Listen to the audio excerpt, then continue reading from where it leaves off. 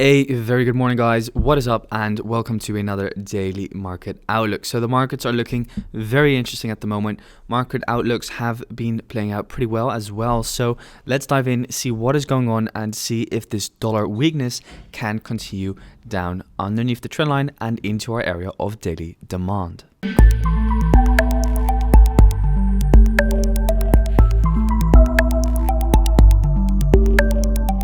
Starting off with the dollar index. Looking at the dollar index, pretty much what I explained in yesterday's video happened. As we can see, we have a very clear area of the sell towards the buy over here. And as you can see, we saw that initial reaction back up in towards the upside. But as we can see, yeah, not a real strong reaction. Of course, we got these two bullish candles, but no real follow through.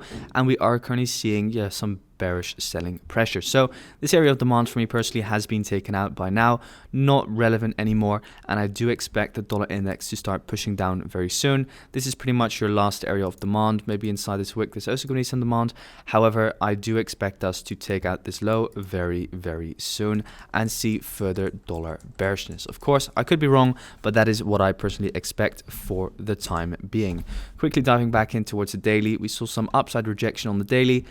We do have an area of kind of daily demand located over here, but like I said, didn't really achieve anything.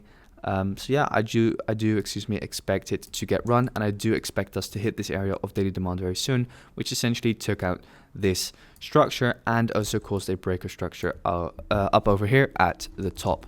So with that said, let's head over to our first pair, which is Aussie dollar. And Aussie dollar. So Aussie dollar is currently moving bullish, of course, due to the fact that the dollar at the moment is bearish. So what do we expect from Aussie dollar? Well, Aussie dollar is, of course, bearish on the daily. However, it is looking very good to take out this trendline liquidity, as I explained in yesterday's video. I do expect us to hit this area of daily supply located over here, take out at least this swing high, and then potentially drop again. Or what we'll see is an even further push up in towards this extreme area of supply, which is also weekly supply, and then stacked with the daily. Because as we can see, we've already tapped in towards this area of supply before. And as you guys know, the more times you tap into an area of supply, the weaker it gets. So it could mean that we are going to break this zone. But for now, we do have pretty much a fresh zone. Of course, we've got this small tap over here. But as long as we have this liquidation of this trendline liquidity, fake out on the highs, tap in towards that area of supply, we can still see further downside. And if we do break this area, it's not a big problem, because a lot of people say, well, Aussie dollar is now flipping bullish, but Aussie dollar is still bearish inside this swing range from this swing high all the way down towards this swing low. So yeah, that is pretty much it for Aussie dollar. Quickly looking at the 4 hour, not much of interest. 4 hours, of course, still bullish, but for now just targeting this swing high in the near future. We do have a fresh area of 4 hour supply right above this swing high, so I do expect once we hit that area of supply, potentially close above, that we will see that pullback initiate before then either heading further up or of course further down. This will become your swing low, this will become your swing range, and then if we break this swing low, then of course we can expect the daily trend to continue. But as long as this swing low over here is respected, we can still meet those daily targets which are just pointed out. So that's Aussie dollar. Let's head over to euro dollar. And euro dollar. So euro dollar is very slow for the past few days, not really reacting to the dollar index as it normally does. As we can see, still finding resistance inside this area of supply, just ranging in between supply and demand. For the time being, daily is still bearish, weekly is still bearish, and the 4 hour is also still bearish. So just waiting actually for some interesting price movement. I wouldn't be surprised if we do take out these like highs very soon and then either drop, or if we do start moving up higher, we will most likely start breaking these highs, as we don't really have any fresh area of supply located over there. So this is pretty much our last hope for sells on euro dollar. Take out these equal highs and then look for kind of like a fake out and then the sell off.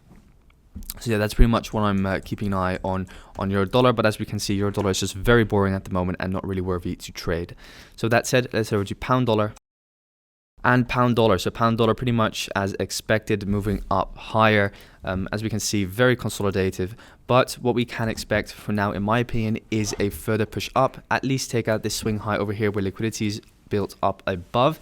tap in towards fresh supply, and then see a potential pullback, either from this upper zone or this zone below it, as those are two areas of fresh supply. For the rest, there's not a lot of fresh supply in my opinion that could really cause a reversal. So yeah, those longs that I took at the beginning of the week really played out very well. Should have held on to it, excuse me. But yeah, it is what it is. Very nice trade though. And yeah, I do expect some further upside price movement from pound dollar for now. So just waiting for a candle close above it to confirm the bullish flip on the 4 hour. And then we can look for any pullbacks. And then of course for the longs. Daily is still bearish though, so just keep that in mind. Looking at the daily real quick, we have not really got anything that fresh. Yeah, we've got this upper zone over here, this imbalance all the way at the top, kind of your extreme supply, which let's say took out this trend in towards the highs. But as we know, that's not like a real trend. It's just an internal trend, let's call it that way, because the real trend is from this swing high down towards this swing low. So this is just all a pullback. So let's see, we might even go up for this swing high, kind of create a double top, take out liquidity above that high, and then see a sell-off. But for now, I'm just targeting those lower time frame zones on the 4 hour, which I just showed to you guys. So let's head over to our last pair, Kiwi dollar and Kiwi dollar. So Kiwi dollar is, in my opinion, going to take out this high over here for liquidity. I'm very pretty much certain of that. Yep. If we move up higher, I will be looking at either this area of supply or this area of supply for further shorts back down in towards the downside. This is the entire 4 hour push. Everything in between here is just a pullback. Of course, we have some internal structure over here, but it doesn't really mean anything in my opinion. But of course, it is favorable if, let's say, this external structure, right, this entire swing down does kind of come in alignment with the internal structure. So what I'm going to be waiting for essentially is, okay, if we break this high over here, this becomes your swing low. So this is then one impulse. Then let's say you see a pullback from this zone.